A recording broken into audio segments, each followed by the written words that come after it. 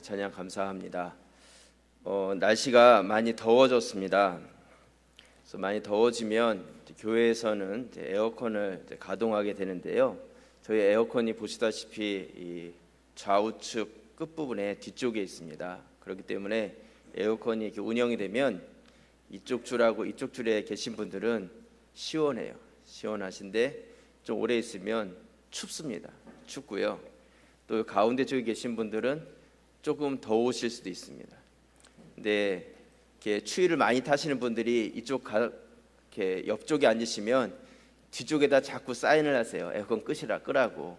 근데 사실은 여기 계신 분들도 더우신 분들이 거기 앉아 계시거든요. 그래서 매년 같은 일이 이게 반복이 됩니다. 에어컨 킬 때마다. 제가 그냥 미리 광고 말씀 겸 해서 부탁 말씀을 드리면, 추위를 좀 많이 타시는 분들은 여름에는 좀 가운데 쪽으로 앉아주시고, 내가 더위를 좀 많이 탄다 이러신 분들은 좀 바깥쪽으로 앉으세요. 그러면 바깥쪽에 계신 분들은 또 시원하게 예배 드릴 수 있고, 또 안쪽에 계신 분들도 또 춥지 않게 예배 드릴 수 있으니까 본인이 늘 앉던 자리만 고집하지 마시고, 우리 여름 때에는 조금씩 여러분들이 자리에도 좀 변화와 개혁이 있기를 바랍니다. 이해가 되시죠? 네, 그것 때문에 싸우지 마시고요. 네.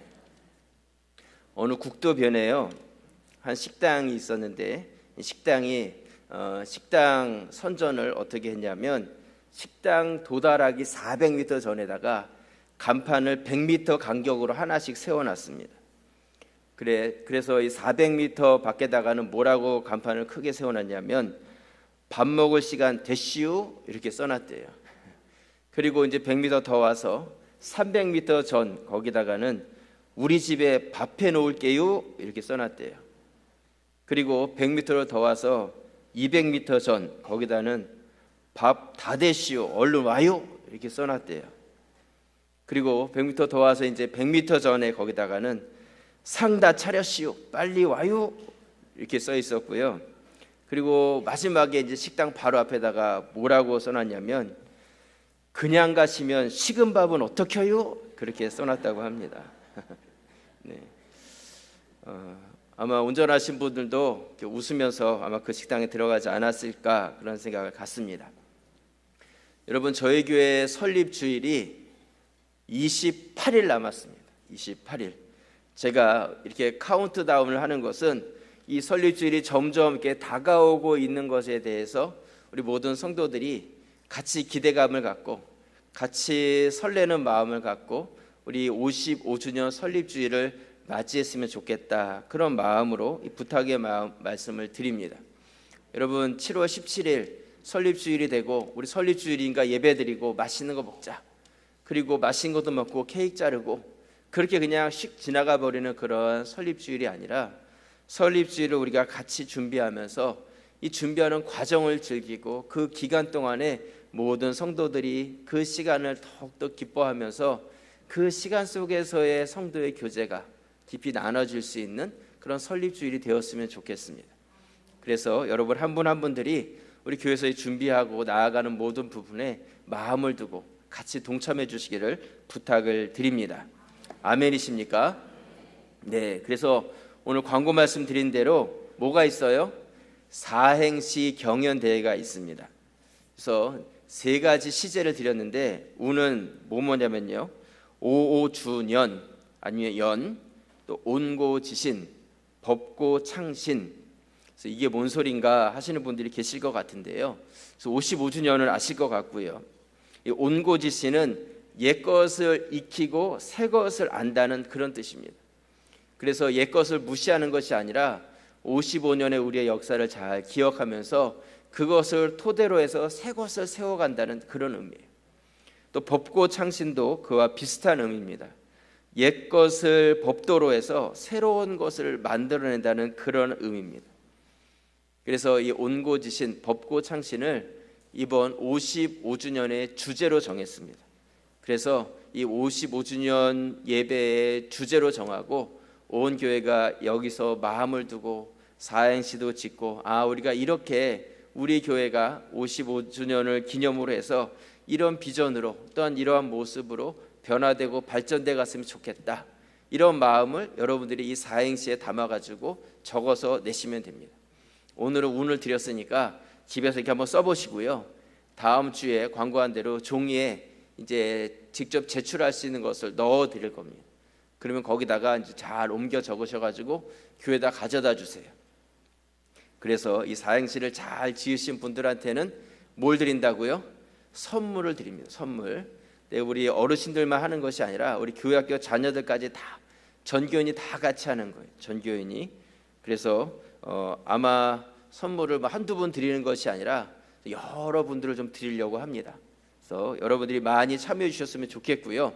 또 꼭 뭐 우리 교회 비전과 이런 것이 아니라 할지라도 좀 번뜩이는 아이디어, 뭐 재치 있는 그런 시 이런 데 여러분들이 같이 이렇게 하시면 잘하신 분들의 시들을 우리가 뽑아가지고 좀 전시도 하고 게시도 하고 그러면서 같이 이렇게 55주년을 함께 기쁨으로 맞이할 수 있는 그런 기회를 만들려고 합니다.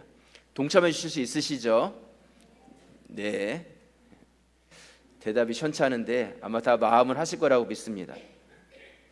또 55주년 때요, 우리가 7월 17일 오후 찬양 예배 시에 예배위원회랑 찬양대 주관으로 55주년 감사 기념 음악회를 준비하고 있습니다. 이번 이 음악회는 악기를 뭐 배우시는 분들이 발표하는 어떤 그 정도 수준이 아니라 악기를 연주를 할 수 있는 어떤 전공자분들, 성악을 전공하신 분들 이런 분들을 중심으로 해서 좀 수준 있는 설립주일 음악회를 지금 준비하고 진행하고 있습니다. 그래서 여러분들이 이 7월 17일 설립주일날 오후 시간에 빠지시면 안 돼요. 다 참여하시고 정말 다른 데서 듣기 어려운 수준 있는 음악들을 여기서 여러분 들으실 수 있으니까 주변에 있는 분들한테도 우리 좋은 음악회를 한다니까 같이 가자. 그래가지고 전도의 기회도 삼으시고 여러분들이 55주년을 또한 음악회가 있다는 것을 기대하시면서 그렇게 준비하실 수 있기를 바랍니다. 또 우리 55주년을 앞두고요. 7월 1일, 7월 8일, 7월 15일 세 번의 금요일에 우리가 외부의 좋은 강사분과 찬양 사역자분들을 모시고 이 금요일 저녁 시간을 우리가 말씀과 찬양과 은혜의 시간, 또 뜨겁게 말씀 듣고 기도하는 그러한 시간으로 우리가 기획을 하고 있습니다. 그래서 7월 1일 날에는 하도균 목사님 저희가 모셨고요. 그래서 금요일 저녁 시간에 오셔서 말씀도 전하시고 아마 뜨거운 부흥과 또한 전도와 또 기도와 이런 시간들을 우리에게 주실 것입니다. 여러분들이 말씀으로 은혜 받고 일일 부흥회다 이렇게 생각하시면 좋겠어요. 그리고 말씀 붙잡고 또한 기도하고 그런 시간을 여러분들이 가질 수 있기를 바라고요. 7월 8일에는 장종택 목사님, 전사님에서 목사님이 되셨는데 아마 뭐 누군지 모르시는 분도 많이 계실 겁니다. 근데 찬양 사역 하시는 분들 안에서는 아주 굉장히 간증도 많고 은혜가 많으신 그러한 목사님이십니다. 아마 그날은 여러분들 오시면 그 자리에 앉아 계시기 어려울 거예요. 아마 다 일어서가지고 뛰지 않고는 배길 수 없는 그런 어떤 열정과 그러한 영성이 있으신 그런 목사님이신데 우리 찬양 사역을 하는 목사님 모셨습니다. 여러분들이 7월달 이 금요 기도회 놓치지 마시고 빠지지 마시길 바라고요. 그리고 설립주일 바로 전 7월 15일 금요일에는 우리 다윗과 요나단의 황구경 목사님, 또 동방현주, 또 조수아 이러한 찬양 사역자분들과 또 저희 교회도 유명한 찬양 사역자분이 계시죠. 우리 허태 전사님, 우리 네 분이 같이 그래서 찬양 콘서트로 토크도 하고 또 찬양도 하고 또 은혜도 받고 기도도 하고 이런 시간을 우리가 준비하고 있습니다. 그래서 이미 다 이런 분들이 오시기로 약속이 됐고요. 여러분들이 이제 참여만 하시면 됩니다. 잔치 자리가 다 되었는데 핑계하지 마세요. 소를 샀습니다. 장가를 갑니다. 여러분 핑계된 것은 그것은 하나님께서 용납하지 않으십니다. 여러분들 예비된 잔치 자리 가운데 참여하시고 그 가운데서 주시는 큰 은혜를 다 받으실 수 있기를 바랍니다. 또 그리고 이번에는요 또 한 가지 우리 세대별로 소통할 수 있는 그러한 소통의 자리도 만듭니다. 그래서 우리 20대, 30대, 40대 젊은 분들 또 어르신들 따로따로 어떤 소통의 시간들을 갖고 그분들의 생각들을 모으고 그래서 이 소통 콘서트 그래서 그분들과의 생각들을 듣고 또 젊은 세대와 어르신 세대를 또 한 자리에 모아서 또 같이 이야기하고, 그러면서도 그냥 막장 토론처럼 뭐 잘했다 못했다를 갖다 따지는 그런 시간이 아니라 서로 좀 이해하고 오해된 것은 풀고, 그리고 그런 시간을 통해서 우리 가자제일교회가 중장기적으로 앞으로 3년 뒤, 5년 뒤, 10년 뒤, 20년 뒤 어떤 모습으로 우리 교회가 발전되어 갔으면 좋을까, 이런 부분에 대해서 같이 이야기를 나누고, 또 우리 젊은 사람들은 그 일을 같이 이루어갈 사람들인데 같이 그러한 비전들을 만들어 가려고 합니다. 그래서 이번 55주년 예배가 앞으로 미래를 바라보면서 과거를 무시하는 것이 아니라 그 과거의 토대 위에 우리가 가야 될 방향성을 선포할 수 있는 그러한 설립주일 예배를 우리가 가지려고 합니다. 여러분들이 이러한 제 말씀을 드리는 것은 좀 기대감을 가지셨으면 좋겠습니다. 기쁨으로 동참하시고, 그래서 이 모든 사역에 좀 열정을 갖고 같이 하실 수 있기를 부탁을 드립니다. 아멘이십니까? 네, 우리 옆에 계신 분들하고요 한번 인사를 나누겠습니다. 28일 남았습니다. 우리 인사 나누겠습니다. 28일 남았습니다. 네. 내일은 뭐라고 인사해야 되겠어요? 똑똑하시네요. 내일 만나실 분들한테는 27일 남았습니다. 그렇게 인사를 하시면 됩니다. 그래서 여러분 하루하루 카운트다운 하시면서 우리 설립주일을 준비하시기 바랍니다. 오늘은 여기 플랜카드 걸려 있는 것처럼 6.25 기념주일로 저희가 지키고 있습니다. 올해가 6.25 66주년이 되는 해입니다. 1950년 6월 25일 북한군의 침략으로 6.25가 시작이 되었습니다. 이 6.25라는 역사는 우리 민족의 슬픔과 아픔의 역사입니다. 같은 동족끼리, 형제끼리 총을 겨누고 서로를 죽였던 그러한 전쟁이 6.25라는 것이죠. 다른 어떤 전쟁보다도 가장 슬픔의 전쟁이고 가장 우리의 마음을 아프게 하는 그러한 전쟁입니다. 이 6.25 전쟁은 3년 동안 지속이 됐고요. 이 결과는 어땠냐면 한국군 전사자가 13만 7,899명, 부상자는 45만 742명, 한국군 포로 실종자는 3만 2,838명, 그리고 유엔군 전사자는요 4만 670명, 유엔군 부상자는 10만 4,280명, 유엔군 포로 및 실종자는 9,931명, 그리고 민간인 사망자는요 24만 4,663명, 민간인 부상자는 22만 9,625명, 민간인 실종자는 33만 312명으로 집계가 되어 있습니다. 그래서 제가 이 6.25 전쟁으로 인해서 사망한 사망자 숫자만 더해 보니까 42만 3,232명이 6.25 전쟁으로 사망했다. 그렇게 이제 결과가 나와 있었습니다. 여러분, 이러한 아픔과 슬픔의 전쟁이 바로 우리 민족 가운데 있었다는 것이죠. 여러분들 어떠십니까? 그냥 예배만 잘 드리면 되지 굳이 6.25 이런 거 기억하면서 예배 드릴 필요가 있는가, 그런 생각을 가질 수도 있습니다. 하지만 우리 믿는 자들이 먼저 이런 것을 잊지 않고 기억하고, 그리고 이 예배를 드리는 것은 우리 민족 가운데 이러한 아픔과 슬픔의 역사가 반복되지 않아야 되기 때문에 우리 믿는 자들이 그 일에 대해서 알아야 하는 것이죠. 여러분, 이스라엘 백성들이 왜 계속해서 범죄하고 하나님께로부터 그런 징계를 받았습니까? 다른 것이 아니라 잊어버렸기 때문이에요. 그들에게 주어졌던 그 아픔과 슬픔의 역사를 너무나 쉽게 잊어버리고 망각했기 때문에 그들 가운데 계속되는 그런 아픔과 슬픔의 역사가 반복되었다는 것이죠. 여러분, 그런 의미에서 우리 믿는 자들부터 우리 민족 가운데 이런 슬픔의 역사를 기억하고 이것을 다음 세대에게 알려주고, 그러므로 인해서 세대가 변해도 이런 아픔이 반복되지 않도록 우리가 먼저 깨어있는 그런 성도들이 되실 수 있기를 부탁을 드립니다. 오늘 읽은 이 느헤미야 말씀은 이 6.25 기념주일에 참 잘 맞는 말씀이다, 그런 생각을 갖습니다. 우리가 느헤미야 말씀을 읽어와서 알겠지만 성벽은 다 무너져 내렸고 성문은 다 불타서 다 잿더미가 되어버렸습니다. 그런데 아무것도 없는 그 잿더미 위에 성벽을 다시 쌓기 시작해서 느헤미야와 이스라엘 백성들이 튼튼하고 견고한 성벽을 완성하게 되죠. 그래서 이제는 그 밖에서 방해하고 또한 밖에서 그들을 위협했던 자들이 이제는 오히려 하나님을 인정하고 더 이상 이스라엘 사람들을 공격하지 못하는 그러한 결과가 되어졌습니다. 여러분, 우리 이 한국 땅은 어떻습니까?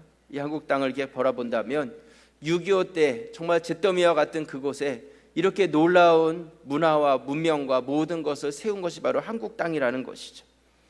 여러분, 느헤미야가 위대한 이유가 무엇이냐면 그렇게 모든 외형적인 공사들을 다 마치고 이제는 모든 것이 끝났다는 그때에 끝난 것이 아니라 그것은 이제 1차적으로 맞춰진 것이고 더 중요한 것이 이제 남아있는 것이죠. 그것이 무엇이냐면 그 완성된 그 성, 그 예루살렘 새롭게 세워진 성곽 안에서 이제 이 백성들이 어떻게 살아가야 될 것인가, 어떤 기준을 가지고 어떤 목적을 가지고 살아가야 될 것인가, 이것이 굉장히 중요한 것이었어요. 그래서 느헤미야는 외형적인 성벽을 완성하는 것을 끝으로 한 것이 아니라 이제는 그들을 내적으로 영적으로 다시 그들을 세워가고 있는 것이죠. 체계를 잡아가고 있는 것입니다. 여러분, 한국 땅이 그랬습니다. 6.25에 참전했었던 그런 미군이나 이런 분들이 한 50년, 60년 지나가지고 다시 한국을 찾으면 그들이 동일하게 말하는 것이 있어요. 아니, 여기가 그 6.25 전쟁이 일어났던 그 서울 맞습니까? 이 한국 땅이 맞습니까? 그때는 정말 다 폐허가 되고 남은 것이 아무것도 없었는데 너무나 놀랍게 발전된 이 한국 땅을 바라보면서 이 땅에 온 사람들이 다 깜짝깜짝 놀라는 것이죠. 제가 6.25 기념주를 맞으면서 6.25에 관련된 사진을 한번 찾아봤어요. 한번 사진을 보여주시면요, 이 사진은 다리가 폭격에 맞아서 건너갈 수 없게 되었는데 피난민들이 목숨을 걸고 어깨에 피난짐을 지고 이 다리의 그 끝 난간 위쪽을 해서 다리를 건너가고 있는 장면입니다.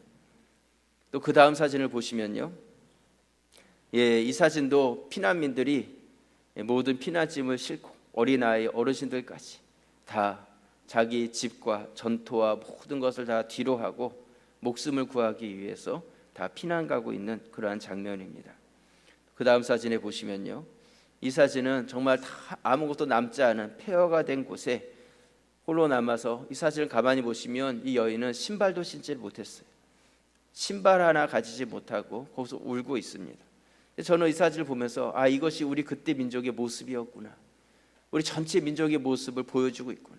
아무것도 남은 것이 없고 다 폐허가 되고 그린 그곳에 신발 하나 건질 수 없는 곳에서 울고 있는 그 모습이 바로 우리들이었다는 것이죠. 불과 66년 전에.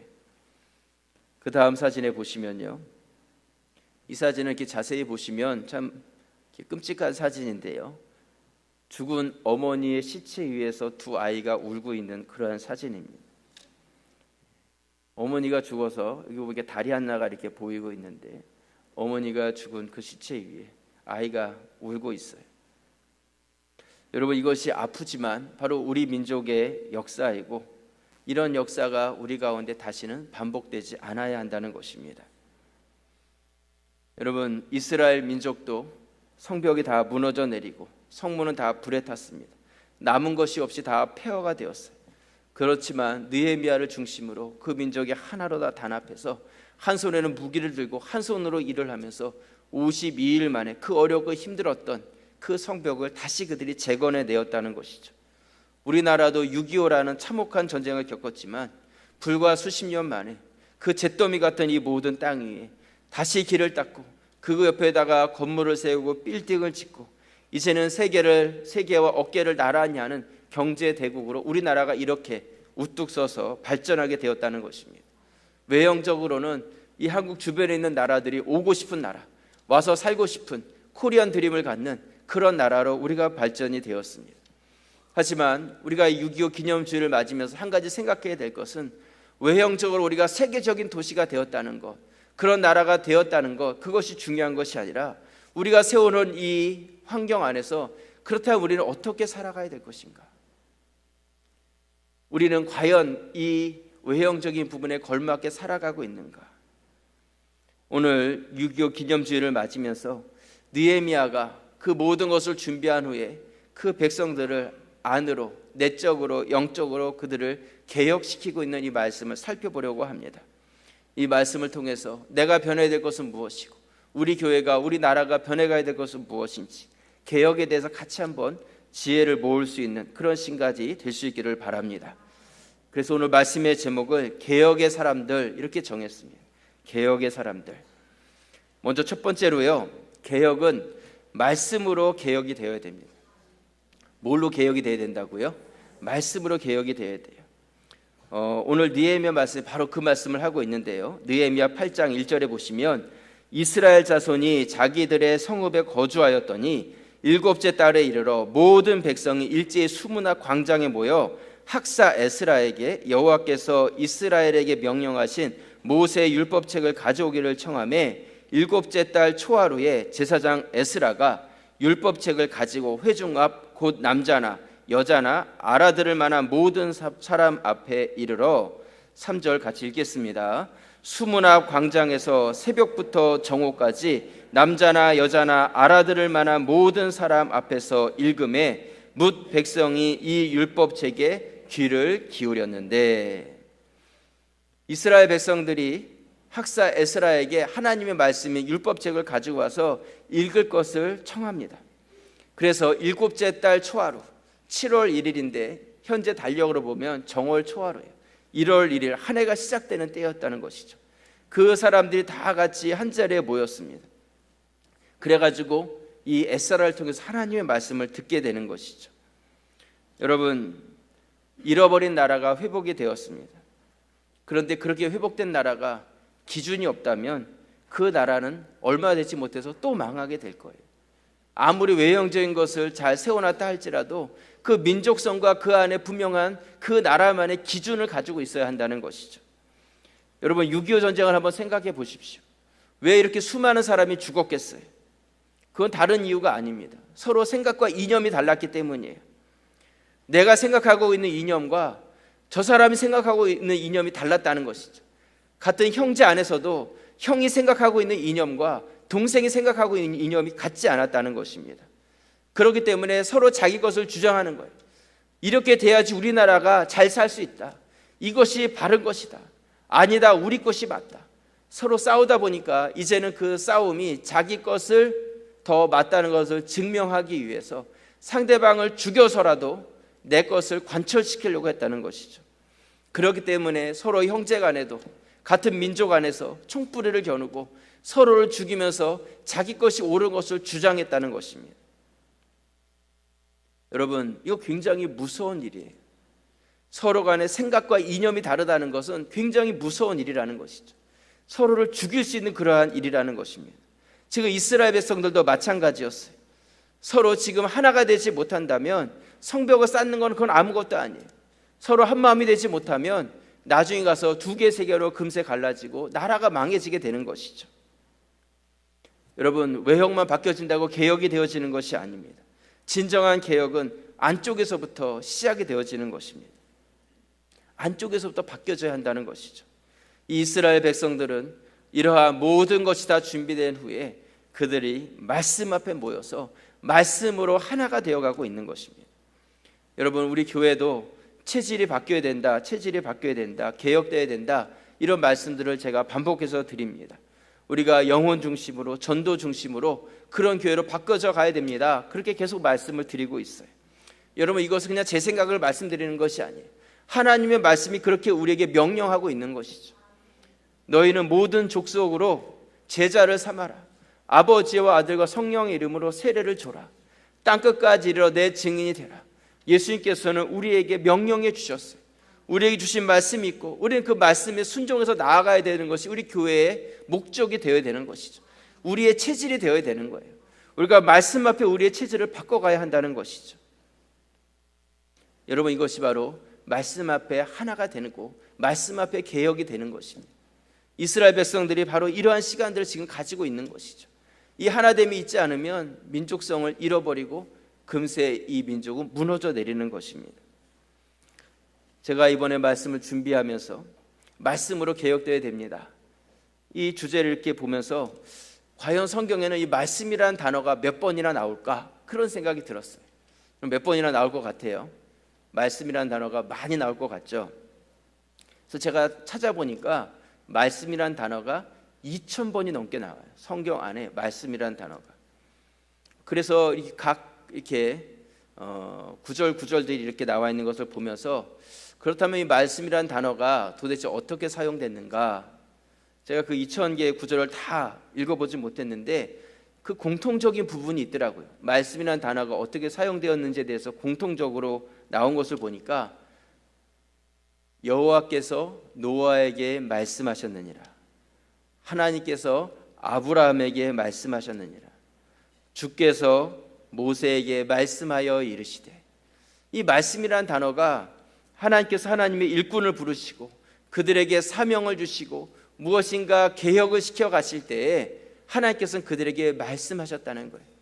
말씀이 그들에게 주어지자 말씀이 깨달아짐으로 인하여서 그들 가운데 변화가 일어나고 그들의 인생과 삶이 바뀌고 개혁되어서 하나님께서 원하시는 모습으로 변화가 일어나게 되었다는 것이죠. 여러분, 바로 말씀이 가지고 있는 힘이 바로 거기에 있다는 것입니다.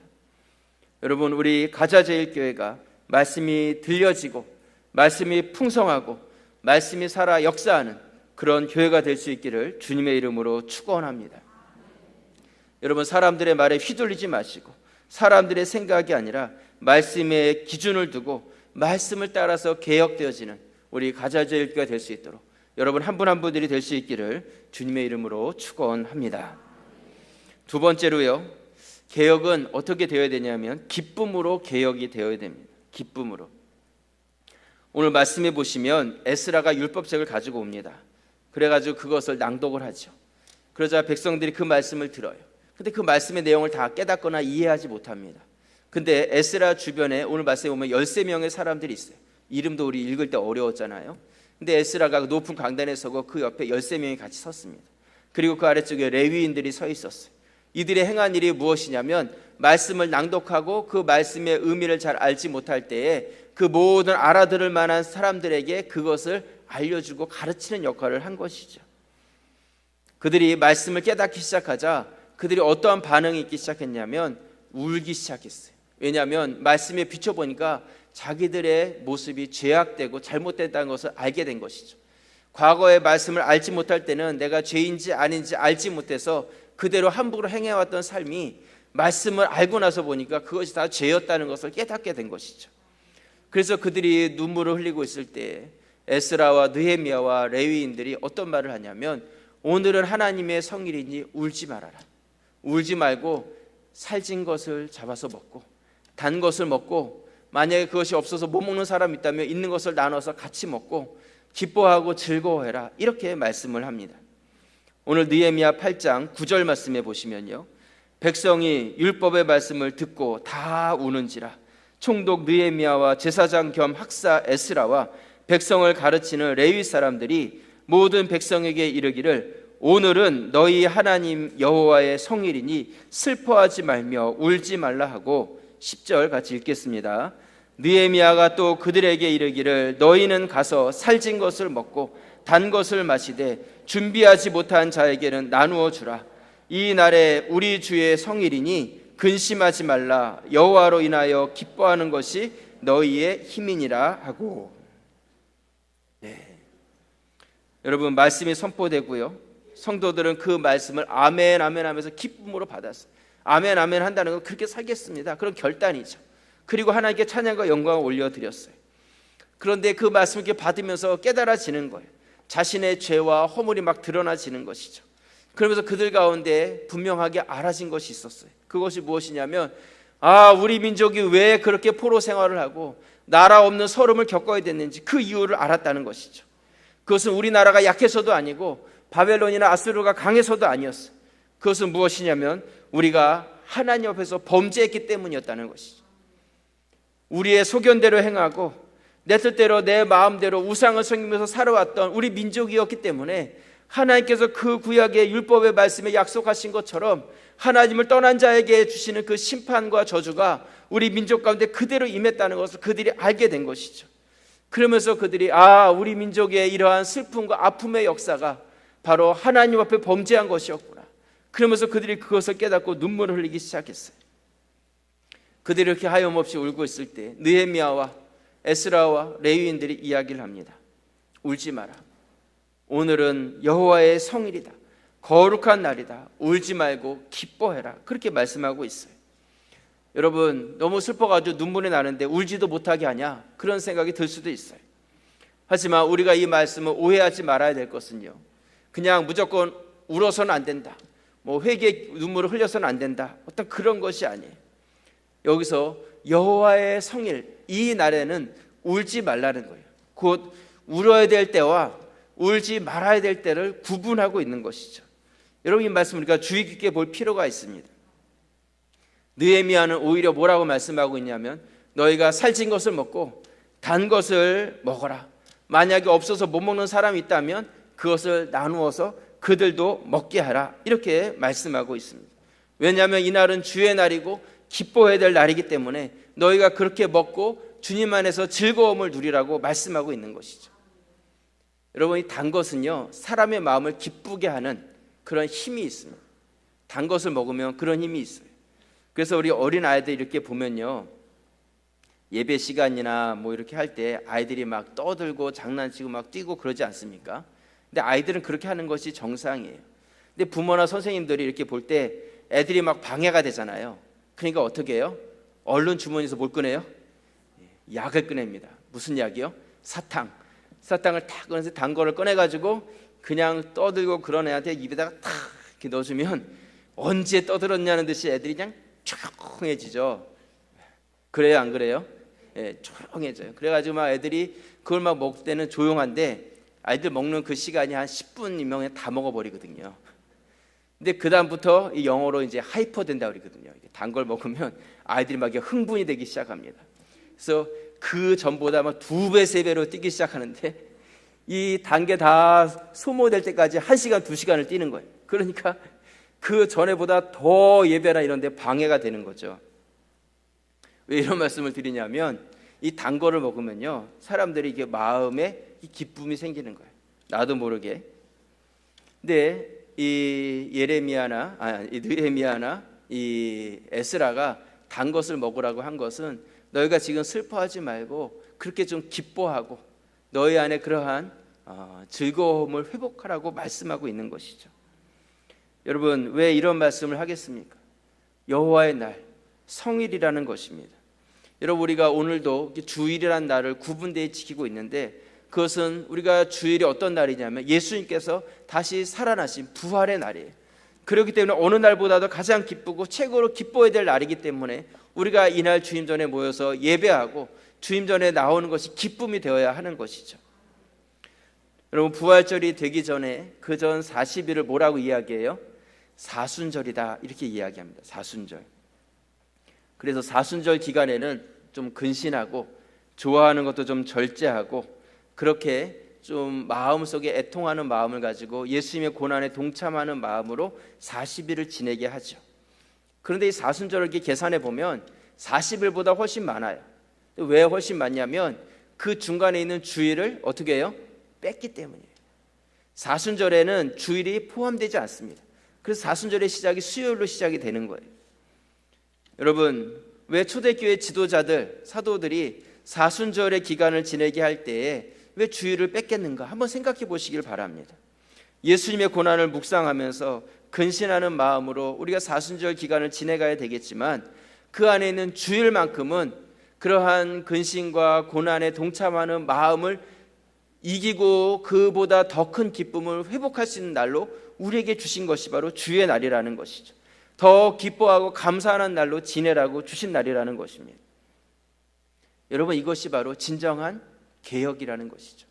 주님께서 우리에게 원하시는 것은 슬프고 또한 우리가 그렇게 낭망하면서 울고 있는 것이 아니라 그 눈물을 다 닦고 기쁨과 즐거움으로 개혁되기를 주님께서는 원하신다는 것이죠. 그것이 우리 성도들이 가져야 될 신앙이고 믿음이라는 것입니다. 이사야 61장 1절 말씀에 보시면요, 주 여호와의 영이 내게 내리셨으니 이는 여호와께서 내게 기름을 부으사 가난한 자에게 아름다운 소식을 전하게 하려 하심이라. 나를 보내사 마음이 상한 자를 고치며 포로된 자에게 자유를, 갇힌 자에게 노임을 선포하며 여호와의 은혜의 해와 우리 하나님의 보복의 날을 선포하여 모든 슬픈 자를 위로하되 3절 같이 읽겠습니다. 무릇 시온에서 슬퍼하는 자에게 화관을 주어 그 죄를 대신하며 기쁨의 기름으로 그 슬픔을 대신하며 찬송의 옷으로 그 근심을 대신하고 그들이 의의 나무 곧 여호와께서 심으신 그 영광을 나타낼 자라 일컬음을 받게 하려 하심이라. 아멘. 슬퍼하는 자에게는 꽃으로 된 관을 씌워주고 그 죄를 대신해서 주고 기쁨의 기름으로 슬픔을 대신해서 찬송의 옷으로 그렇게 우리에게 주신다 약속하고 있습니다. 여러분, 이것이 진정한 개혁이고 진정한 회복이라는 것이죠. 우리 주님을 믿는 자들에게 주신 진정한 변화가 바로 거기에 있다는 것입니다. 여러분들은 이런 기쁨을 가지고 계십니까? 내가 신앙생활하면서 이런 기쁨이 있냐는 것이죠. 그렇지 않다면 여러분들은 슬픔과 아니면 그러한 모습으로 주님의 전을 찾고 그러면서도 내가 신앙인이고 예배자라고 나와 있지는 않으십니까? 오늘 주님께서 원하시는 이 말씀을 들으시기를 바랍니다. 너희 눈물을 닦고 너희가 살찐 것을 먹고 단 것을 먹고 서로 나누며 즐거워하고 기뻐해라, 그렇게 말씀하고 있습니다. 우리 6.25 기념주일을 오늘 맞았습니다. 외형적인 것, 그곳에만 우리 마음을 두는 것이 아니라 내 내적인 부분에서 말씀으로 기쁨으로 진정한 개혁을 이루는 그런 성도들이 되시기를 주님의 이름으로 간절히 축원합니다. 기도드리겠습니다.